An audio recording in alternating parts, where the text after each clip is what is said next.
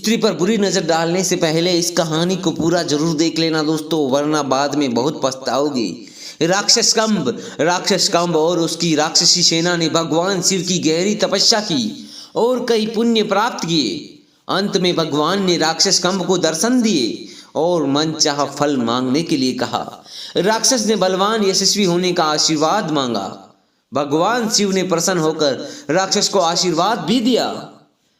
घमंड में चूर राक्षस ने स्वर्ग पर हमला कर सभी देवताओं को हरा दिया और स्वर्ग पर भी कब्जा कर लिया। तब देवता मारे मारे फिरने लगे।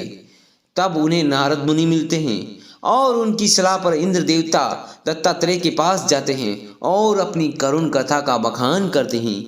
दत्तात्रेय ने मुस्कुराकर देवराज इंद्र से कहा, हे इंद्र, तुम कुछ भी कर राक्षस कंब को एक बार मेरे पास भेज दो, उसके बाद तुम्हारी समस्या का अंत निश्चित है। देवराज ने यही किया।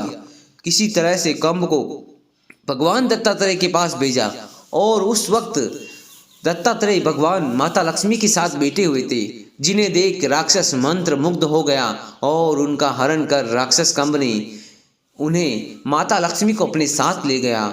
यह देख देवराज परेशान होकर भगवान से पूछते हैं, यह क्या हो रहा है, आप कुछ करते क्यों नहीं भगवान?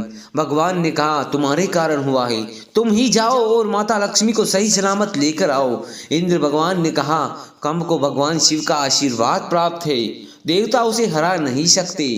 तब भगवान ने कहा, राक्षस कंब ने भावनाओं में बहकर पराई स्त्री का स्पर्श किया है और उनकी इच्छा के विरुद्ध जाकर उनका अपहरण किया है। अब उसके सारे पुण्य पाप में बदल चुके हैं। यह अत्यंत ही निसहाय है और निर्बल है, अतः यह उपयुक्त समय है, उस पर हमला करो और माता लक्ष्मी के साथ इंद्रलोक को भी पालो।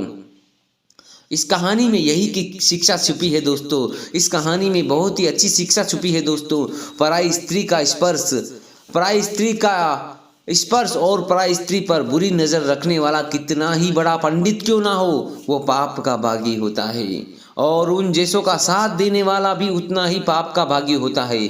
अब बुराई की सीमा ने सभी बंधन तोड़ दिए हैं और इस कलयुग का अंत नजदीक है। इसलिए आजकल महिलाओं पर अत्याचार बढ़ रहे हैं, क्योंकि महिलाएं ही दुनिया को पापियों से मुक्त करा सकती है। स्त्री पर बुरी नज़र विनाश का रास्ता है।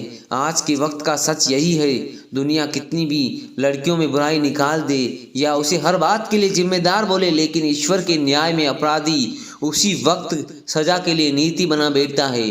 भले उसने कितने पुण्य किए हो, उसी वक्त पाप में बदल जाते हैं। स्त्री को देवी का स्थान ऐसे ही नहीं दिया गया है। सृष्टि के सृजन में नारी का अमूल्य योगदान है। तो कहानी आपको कैसी लगी कमेंट में बताएं। धन्यवाद।